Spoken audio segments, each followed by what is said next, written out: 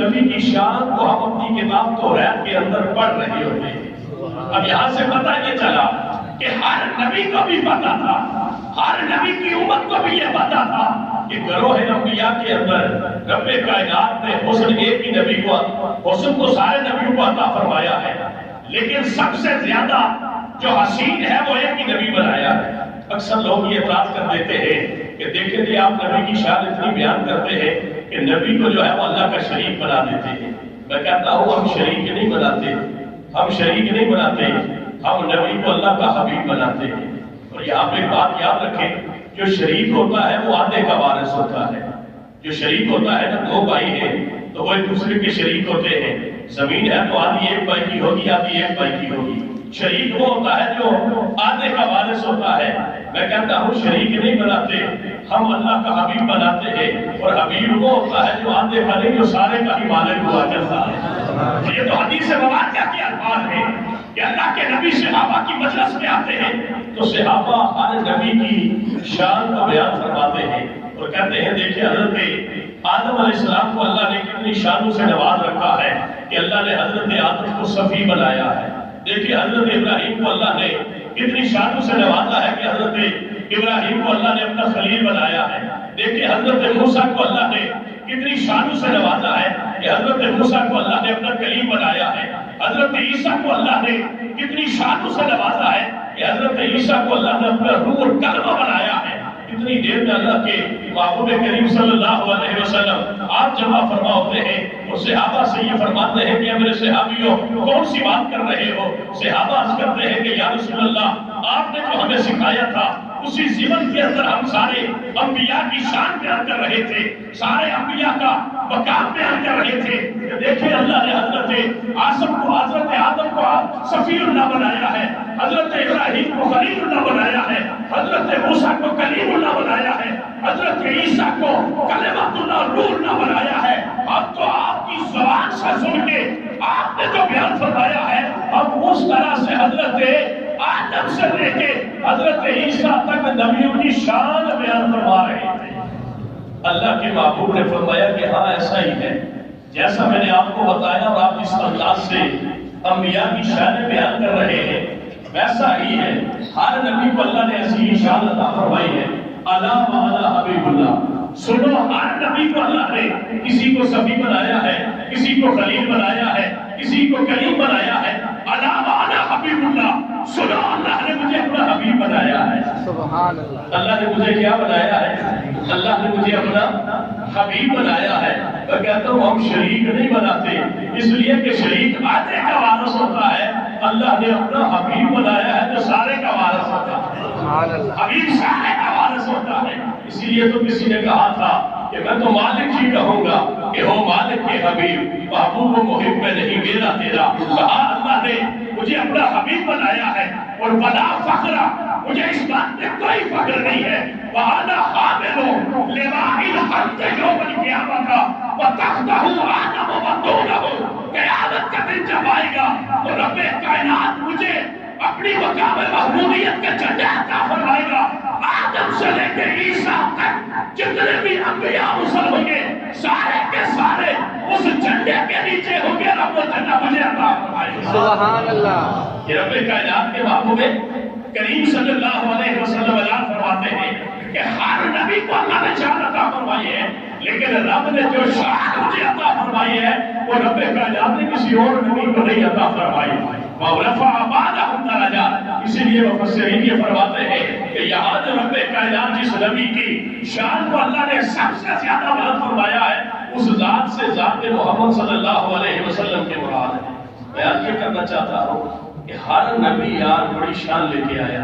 حضرت سیدنا آدم علیہ السلام کے بارے میں قرآن بیان فرماتا ہے کہ 300 سال تک حضرت سیدنا آدم علیہ السلام اللہ کی بارگاہ میں گریہ گزاری فرماتے رہے۔ جو لغزش ہوئی تھی، جو نادانستہ طور پہ آپ سے بھول ہوئی، 300 سال تک حضرت سیدنا آدم علیہ السلام اللہ کی بارگاہ کے اندر مناجات کرتے رہے، توبہ کرتے رہے، معافی مانگتے رہے۔ رب کائنات میں قرآن یہ فرماتا ہے کہ اللہ نے حضرت آدم کی طرف کی لگا فرمائی ایسے کلمات جن کلمات کی وجہ سے رب کائنات نے حضرت آدم کی توبہ کو قبول فرما لیا۔ یہ رب کائنات کا قرآن بیان فرماتا ہے کہ پھر اللہ نے حضرت آدم کی جب توبہ قبول کرنا چاہی تو آدم کی طرف ایسے کلمات کی لگا کیے، آدم کے دل کے اندر ایسی باتیں ڈال دی کہ جن کی وجہ سے رب کائنات نے پھر حضرت سیدنا آدم علیہ السلام کی توبہ کو قبول فرما کے اللہ نے معافی عطا فرما دی۔ اب مفسرین یہ فرماتے ہیں سیدنا حضرت عمر فاروق رضی اللہ تعالیٰ عنہ اس کی روایت فرماتے ہیں کہ حضرت سیدنا آدم علیہ السلام کے دل میں اللہ نے کون سے کلمات ڈالے تھے۔ حضرت آدم دعا مانگتے ہیں اللہم انی اسألک بحق محمد، اللہ کی بارگاہ میں ان غفرت لی، اللہ میں محبت کی صدقے تیری بارگاہ میں دعا کرتا ہوں ان غفرت لی کہ میرے گناہوں کو معافی عطا فرما دے، میری سرکش کو معافی عطا فرما دے۔ حدیث مبارکہ میں آتا ہے کہ جب حضرت سیدنا آدم علیہ السلام نے حضور کے نام نامی سے اللہ کی بارگاہ کے اندر یہ آواز لگائی تو آگے سے جواب یہ ملتا ہے کہ کیف عرفت محمدا ولم اخلقہ، کہ یا آدم تو نے محمد کو کیسے پہچان لیا حالانکہ میں نے اپنے سے ظاہر ہی نہیں فرمایا، ابھی میں نے اس کی تخلیق ہی نہیں فرمائی۔ تو حضرت آدم علیہ السلام عرض کرتے ہیں کہ مالک کائنات جب میری تخلیق کے بعد جب تو نے میرے اندر روح پھونکی تھی، مجھے زندگی عطا فرمائی تھی، میں نے جب نگاہ اٹھا کے آسمان کی طرف تیرے عرش کی طرف دیکھا تھا تو وہاں تیرے عرش پہ پائے پہ جہاں تیرا کلمہ لکھا تھا وہاں محمد بھی لکھا تھا، لا الہ الا اللہ محمد رسول اللہ لکھا تھا۔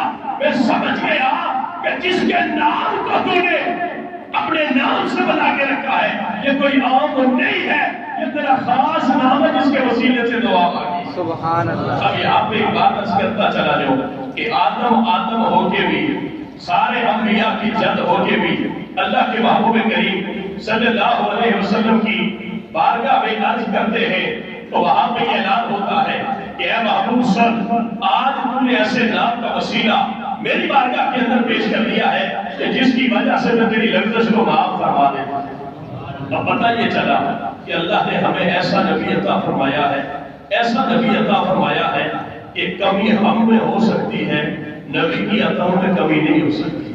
کمزوری ہم میں ہو سکتی ہے، نبی کی عطاؤں میں کمزوری نہیں ہو سکتی۔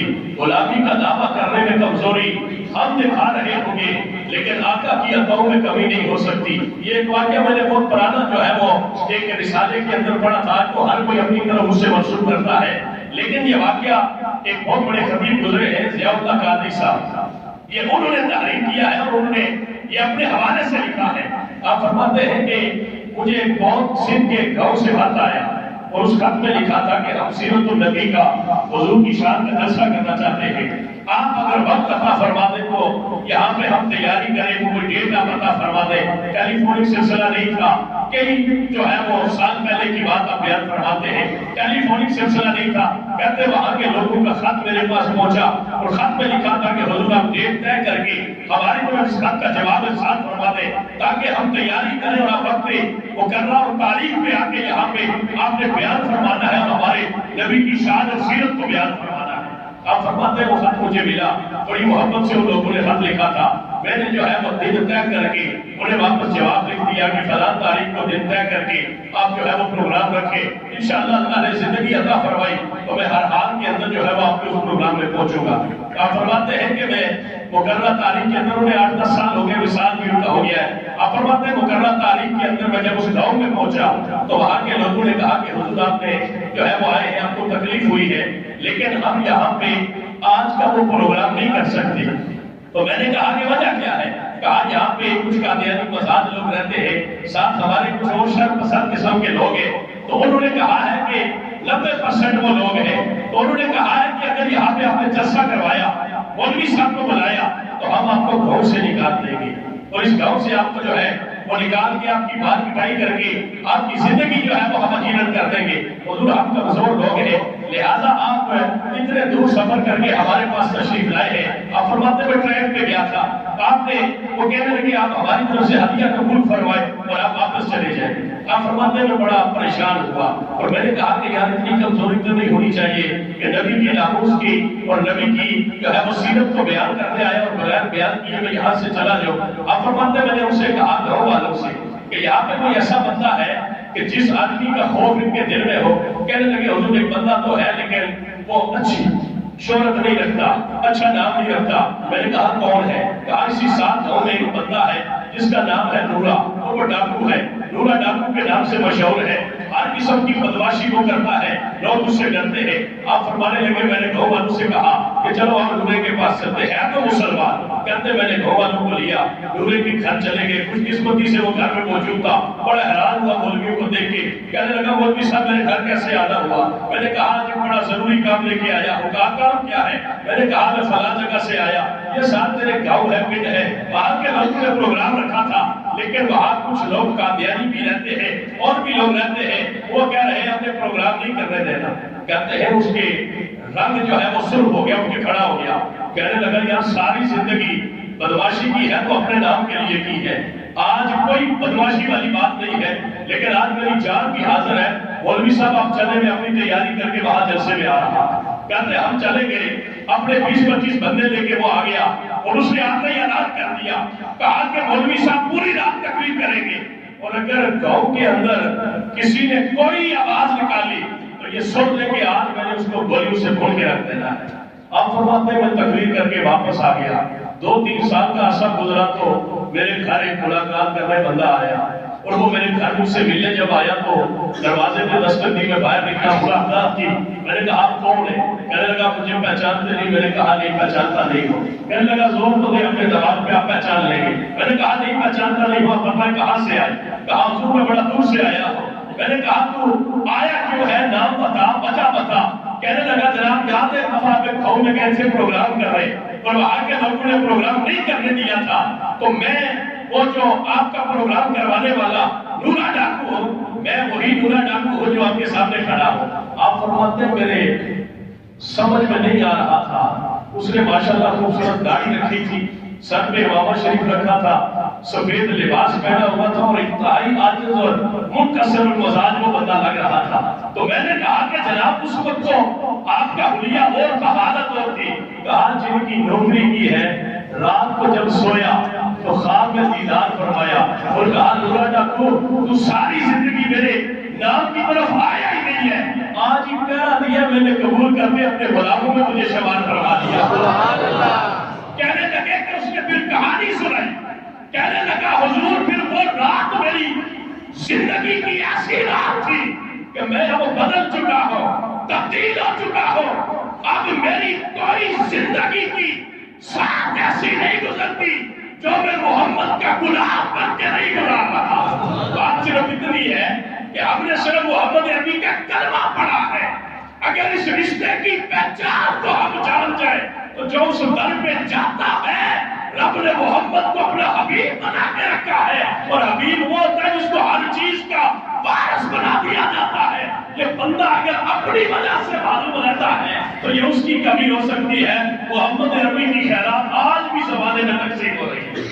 رب کائنات ہمیں اپنے آقا کا سچا سچا غلام بننے کی توفیق عطا فرمائے۔ یہاں پہ زائدہ باشی تنور کے اندر تاجدار گھوڑا شریف کا اسے مبارک وہ کل سے شروع ہو رہا ہے۔ اتوار والے دن جو ہے وہ انشاءاللہ دن 11 بجے وافر کا آغاز ہوگا۔ حضور سید دو عالم صلی اللہ علیہ وسلم کے نالے پاک کی زیارت بھی کروائی جاتی ہے۔ تمام احباب سے میں ایک گزارش کروں گا کہ اتوار والے دن ضرور اس محفل کے اندر حاضری دے اور اپنے قلوب و اذہان کی تطہیر کے لیے سامان پیدا فرمائے۔ وآخر دعوانا الحمدللہ رب العالمین۔